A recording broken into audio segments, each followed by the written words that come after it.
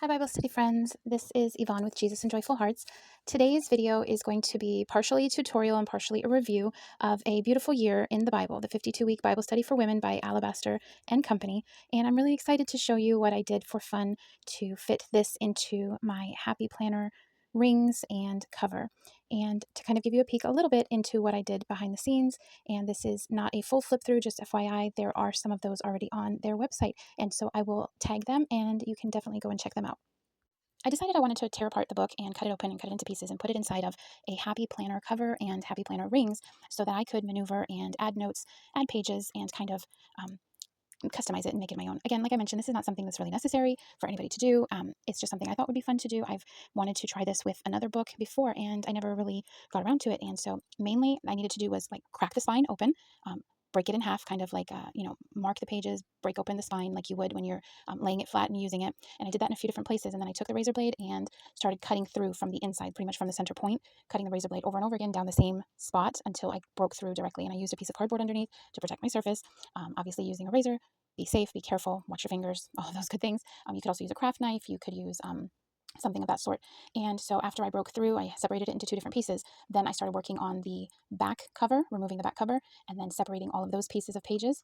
Again, helping with the metal ruler. I really thought that was great because it gave me a guide. It also kept the blade away from my fingers, and that's a good thing. And then really fine tuning and going over the places where there was still some of that glue from the binding of the spine and separating out those pieces, as I'll show you there.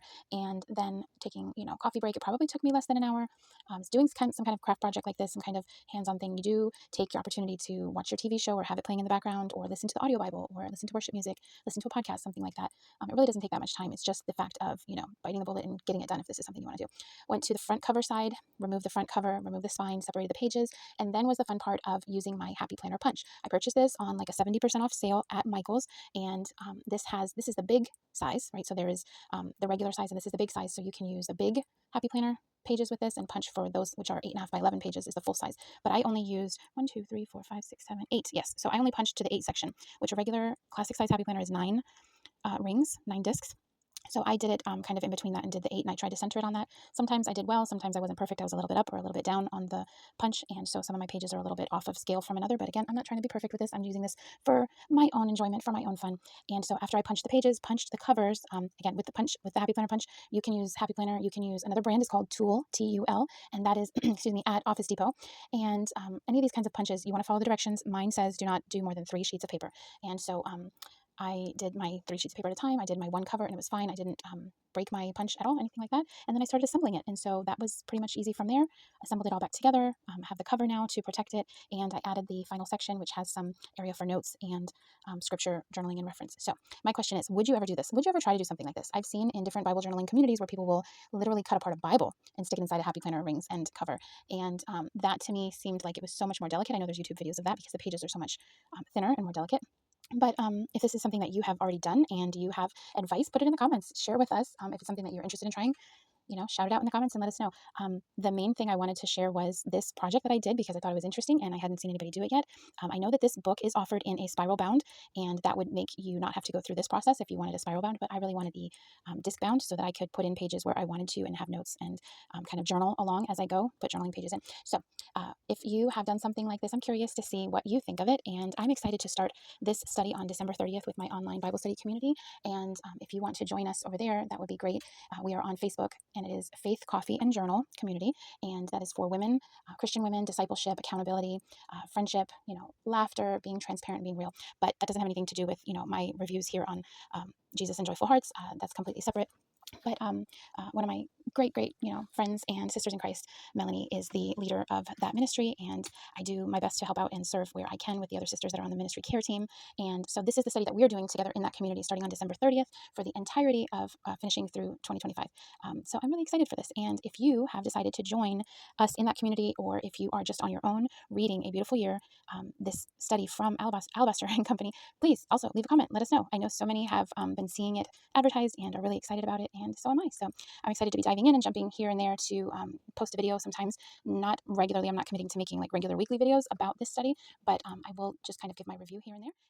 So here I have a section I wanted to put in the back after I have the beautiful year in the Bible, 52-week Bible study for women, I wanted to make a section. I just put a tab in here from my Happy Planner Faith Journal. It says more Jesus, more joy, and just to kind of separate and divide that section. And this chunk of papers is from the Faith Journal from Happy Planner, and you can date it, and you can itemize out prayers for the week, and it has 7 days. I had thought about putting this in my war binder, but I think maybe it might be good to put it here. Each day is a little bit different. So, for instance, these are the same. It says today's date, the scripture reading today, how does the word speak to me? And today's, it would say, first day, I'm seeing God's hand in, and it's a prompt for you to fill in. Today, I'm finding hope in, and a prompt for you to fill it in. What is one simple joy I experienced today? List 3 blessings today. And then for the next day, it says, again, date, scripture reading, how the word is speaking. Who can I encourage today? Today, I'm rejoicing in this truth as the prompt and praising him for this simple gift. And I'm so grateful for. Day 3, it says, again, the date, the scripture reading for today, how does the word speak? And then it says, I need extra help in this area. That's a great prompt too. Today was an opportunity to serve. What is one answered prayer I'm seeing in my life? 3 joys I experienced today. On the 4th day, the prompt says, I'm learning to be patient with. Today I'm feeling blessed by and praising him for this simple truth, and 3 people that need a little encouragement. And the next day, it changes it up and says, again, it goes back to, I'm seeing God's hand in. Today I'm feeling hope in. And then it goes back again to, who can I encourage today? Today I'm rejoicing in this truth. And the last day, I need extra help in this area. Today was an opportunity to serve.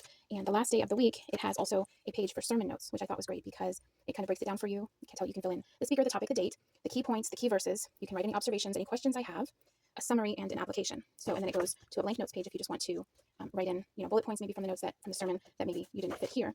And then it goes back and starts over again in the new week, and it just continues on like that. So I thought this might be something nice for me to carry with me.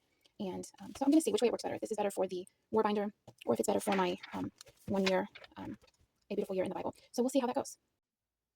When I first opened the book for A Beautiful Year in the Bible, the 52-week Bible study for women by Alabaster and Company, I really enjoyed the artwork. I really enjoyed the table of contents. I really enjoyed the introduction, and I really enjoyed, sorry, I'm flipping through, the endnotes and reading through who the authors were and the editors. And I really felt like, I'm kind of a nerd when it comes to those things. That was really interesting to me.